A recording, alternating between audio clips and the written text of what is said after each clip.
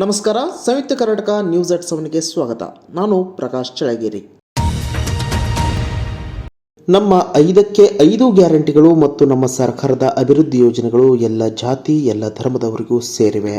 ನಾವು ಸಕಲರ ಅಭಿವೃದ್ಧಿ ರೂಪಿಸಿದ್ದರಿಂದಲೇ ರಾಜ್ಯದ ಆರ್ಥಿಕತೆ ವೇಗ ಪಡೆದುಕೊಂಡಿದೆ ಎಂದು ಮುಖ್ಯಮಂತ್ರಿ ಸಿದ್ದರಾಮಯ್ಯ ಹೇಳಿದರು. ತುಮಕೂರು ಜಿಲ್ಲಾಡಳಿತ ವತಿಯಿಂದ ಆಯೋಜಿಸಲಾಗಿದ್ದ ಸರ್ಕಾರದ ನಾನಾ ಯೋಜನೆಗಳ 750 ಕೋಟಿ ರೂಪಾಯಿ ಮೊತ್ತದ 23,000ಕ್ಕೂ ಅಧಿಕ ಜನ ಫಲಾನುಭವಿಗಳಿಗೆ ಸವಲತ್ತುಗಳನ್ನು ವಿತರಿಸಿ ಹಲವು ಯೋಜನೆಗಳಿಗೆ ಶಂಕುಸ್ಥಾಪನೆ ನೆರವೇರಿಸಿ ಹಾಗೂ ಅಭಿವೃದ್ಧಿ ಕಾರ್ಯಕ್ರಮಗಳ ಉದ್ಘಾಟನೆ ನೆರವೇರಿಸಿ ಅವರು ಮಾತನಾಡಿದರು. ಇಡೀ ದೇಶದಲ್ಲಿ ರಾಜ್ಯದ ಜಿಡಿಪಿ ನಂಬರ್ 1 ಆಗಿದೆ. ದೇಶದ ಜಿಡಿಪಿ ಇನ್ನೂ 8 ಇದೆ. ಆದರೆ ರಾಜ್ಯದ ಜಿಡಿಪಿ 10ಕ್ಕೆ ತಲುಪಿದೆ.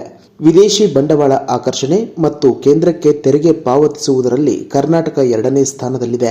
ಇದು ಸಾಧ್ಯವಾಗಿದ್ದು ರಾಜ್ಯದ ಎಲ್ಲ ಜಾತಿ ಮತ್ತು ಎಲ್ಲ ಧರ್ಮದವರ ಒಟ್ಟಾರೆ ಕೊಡುಗೆಯಿಂದ ಎಂದರು.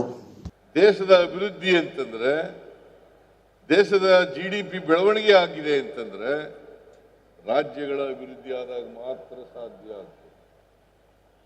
ಜಿಲ್ಲೆಗಳ ಅಭಿವೃದ್ಧಿ ಆದಾಗ ಮಾತ್ರ ಸಾಧ್ಯ ಆಗ್ತದೆ. ತಾಲೂಕುಗಳ ಅಭಿವೃದ್ಧಿ ಆದಾಗ ಮಾತ್ರ ಸಾಧ್ಯ ಆಗ್ತದೆ. ಹಳ್ಳಿಗಳ ಅಭಿವೃದ್ಧಿ ಆದಾಗ ಮಾತ್ರ ಸಾಧ್ಯ ಆಗ್ತದೆ. ನಾವು ಸಮಾಜದಲ್ಲಿರ್ತಕ್ಕಂಥ ಬಡವರು, ದಲಿತರು, ಹಿಂದುಳಿದವರು, ಅಲ್ಪಸಂಖ್ಯಾತರು, ಎಲ್ಲ ಧರ್ಮದ ಜನರು, ಇವರಿಗೆ ಆರ್ಥಿಕವಾಗಿ ಸಾಮಾಜಿಕವಾಗಿ ಶಕ್ತಿಯನ್ನು ತುಂಬತಕ್ಕಂಥ ಕೆಲಸವನ್ನು ಮಾಡಬೇಕು. ಹುಟ್ಟು ಹೋರಾಟಗಾರ ಎಂದೇ ಹೆಸರು ಮಾಡಿರುವ ಮಾಜಿ ಮುಖ್ಯಮಂತ್ರಿ BS ಯಡಿಯೂರಪ್ಪ ಅವರ ಕಾಲಿನ ಧೂಳಿಗೂ ವಿಜಯೇಂದ್ರ ಸಮನಲ್ಲ ಎಂದು ಗೋಕಾಕ್ ಶಾಸಕ ರಮೇಶ್ ಜಾರಕಿಹೊಳಿ ಮತ್ತೆ ವಾಗ್ದಾಳಿ ನಡೆಸಿದ್ದು, ವಿಜಯೇಂದ್ರ ಬಿಜೆಪಿ ರಾಜ್ಯಾಧ್ಯಕ್ಷ ಹುದ್ದೆ ತ್ಯಜಿಸುವಂತೆ ಪಟ್ಟು ಹಿಡಿದಿದ್ದಾರೆ. ಬೆಳಗಾವಿಯಲ್ಲಿಂದು ಸುದ್ದಿಗಾರರ ಜೊತೆ ಮಾತನಾಡಿದ ಅವರು, ವಿಜಯೇಂದ್ರನ ಕೈಯಲ್ಲಿ ಅಧ್ಯಕ್ಷ ಸ್ಥಾನ ನಿಭಾಯಿಸಲು ಆಗುವುದಿಲ್ಲ. ಜೀನ್ಸ್ ಪ್ಯಾಂಟ್, ಟಿ ಶರ್ಟ್ ಹಾಕಿ ಅಡ್ಡಾಡುವ ವಯಸ್ಸು ಅವರದ್ದು. ಇನ್ನೂ 4 ವರ್ಷ ಬಳಿಕ ವಿಜಯೇಂದ್ರಗೆ ರಾಜ್ಯಾಧ್ಯಕ್ಷ ಹುದ್ದೆ ನೀಡಬೇಕಿತ್ತು. BY ವಿಜಯೇಂದ್ರ ಅವರನ್ನ ತಕ್ಷಣವೇ ರಾಜ್ಯಾಧ್ಯಕ್ಷ ಸ್ಥಾನದಿಂದ ಬದಲಾವಣೆ ಮಾಡಬೇಕು ಎಂದು ಆಗ್ರಹಿಸಿದರು. ನೋಡ್ರಿ, ವಿಜಯೇಂದ್ರ ಅವರು ಪಾಪ ಸಣ್ಣ ಹುಡುಗ, ಅವಾಗ ರಾಜಕಾರಣ ಗೊತ್ತಿಲ್ಲ. BS ಯಡಿಯೂರಪ್ಪ ಅವರು ಹುಟ್ಟು ಹೋರಾಟಗಾರ, ಅವ್ರಿಗೆಲ್ಲ ಗೊತ್ತಿದೆ. ಪಾಪ ವಿಜಯೇಂದ್ರ ಸಣ್ಣ ಹುಡುಗ, ದಯವಿಟ್ಟು ಇದನ್ನ ಬಿಟ್ಟು ತ್ಯಾಗ ಮಾಡ್ರೆ ಒಳ್ಳೇದು. ಮುಂದಿನ ಫ್ಯೂಚರ್ ಮತ್ತು ವಯಸ್ಸಾಗ ಅಧ್ಯಕ್ಷ ಇವತ್ತು ಬಿಟ್ಟರೆ ಒಳ್ಳೇದು. ನೋಡಿ, ಆಗೋದು ಬಿಡೋದು ಬಿಟ್ಟು ದೇವ್ರ ಇಚ್ಛಾ. ನೋಡಿ, ಹೈಕಮಾಂಡ್ ನೋಡಿ, ಜಗತ್ತಿನಲ್ಲಿ ಒಂದು ಬಲಿಷ್ಠವಾದ ಪಾರ್ಟಿ ಇದು. ಜಗತ್ತಿನಲ್ಲಿ, ಭಾರತ ಎಲ್ಲ ಅಂತ ಹೈಕಮಾಂಡ್ ಟ್ವಿಸ್ಟ್ ಮಾಡಿ ಸ್ವಲ್ಪ ಕಟ್ ಅಂಡ್ ಪೀಸ್ ಮಾಡಿ ವಿಡಿಯೋ ಪ್ರದರ್ಶನ ಮಾಡಿದಾರೆ. ಅಲ್ಲಿ ಅದಕ್ಕೋಸ್ಕರ ಸ್ವಲ್ಪ ಕೊಟ್ಟಾಗ ಸಮರ್ಥ ಉತ್ತರ ಕೊಡ್ತೀವಿ. ಅದೇ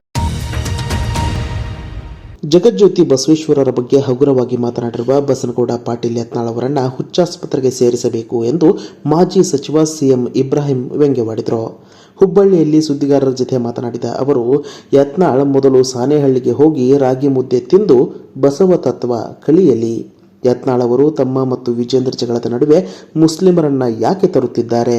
ವಿಜೇಂದ್ರ ಯತ್ನಾಳ್ ಗಲಾಟೆ ಕಂಟ್ರೋಲ್ ಮಾಡೋಕೆ ಅವರ ಹೈಕಮಾಂಡ್ಗೂ ಆಗುತ್ತಿಲ್ಲ. ನೋಟಿಸ್ ಕೊಟ್ಟರು ಏನೂ ಆಗಲ್ಲ. ಯತ್ನಾಳ್ ಬಿಟ್ಟರೆ ಏನು ಲಾಸ್ ಆಗುತ್ತೆ ಗೊತ್ತಿಲ್ಲ, ಆದರೆ ಯಡಿಯೂರಪ್ಪ ಬಿಟ್ಟರೆ ಲಾಸ್ ಆಗುತ್ತೆ ಎಂದು ಈಗಾಗಲೇ ತೋರಿಸಿದ್ದಾರೆ. ಬಿಜೆಪಿಯವರು ಇಷ್ಟು ದಿನ ರಾಮನ ಹೆಸರು ಹೇಳಿ ಓಟ್ ಕೇಳಿದರು.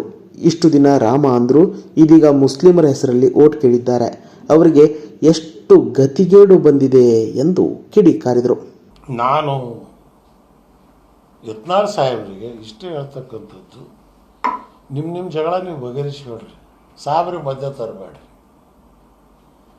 ನೀವು ನಿಮ್ಮ ರಾಘವೇಂದ್ರ ನಿಮ್ಗಿರೋ ಜಗಳ ನಮ್ಗೆ ಯಾಕೆ ಹೇಳ್ತೀರಿ? ವಿಜಯ್ ಯಾಕೆ ಹೇಳ್ತೀರಿ? ದಯವಿಟ್ಟು ಈಗ ನಿಮ್ಮ ಮೇಲೆ ನಾನು ನೋಟಿಸ್ ಕೊಟ್ಟಿದ್ದೆ. ನೀವು ನಾನು ಹೇಳಿದ್ದಲ್ಲ, ಅದು ಮಾಣಿಪಾಡಿ ಹೇಳಿದ್ದು ಅಂತೇಳಿ ಹಾರಕೆ ಉಟ್ರ ಕೊಟ್ರಿ. ಏನು ಮಾಡಲಿ ನಾನೀಗ? ಬಿಜೆಪಿ ಹೈಕಮಾಂಡ್ ಅವರು ನೋಟಿಸ್ ಕೊಟ್ಟರು. ಉಚ್ಚಾಟನೆ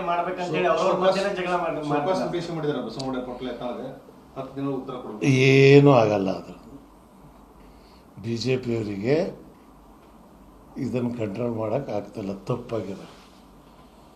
ಈಗೇನಾಗದ, ಯಡಿಯೂರಪ್ಪನ ಬಿಟ್ಟರು ನುಕ್ಸಾನು.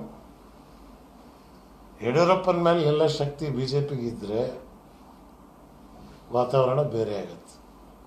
ಜಗದೀಶ್ ಶೆಟ್ಟರ್ ಉದ್ಧಾರ ಆಗಿಲ್ಲ ಅವ್ರನ್ನ ಬಿಟ್ಟು ಇನ್ನು ಇವ್ರಾಗಕ್ಕೆ ಸಾಧ್ಯವ?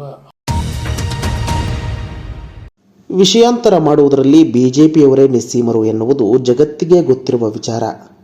ಆರ್ ಅಶೋಕ್ ಅವರೇ, ನನ್ನ ಹೇಳಿಕೆ ಸ್ಪಷ್ಟವಾಗಿದೆ.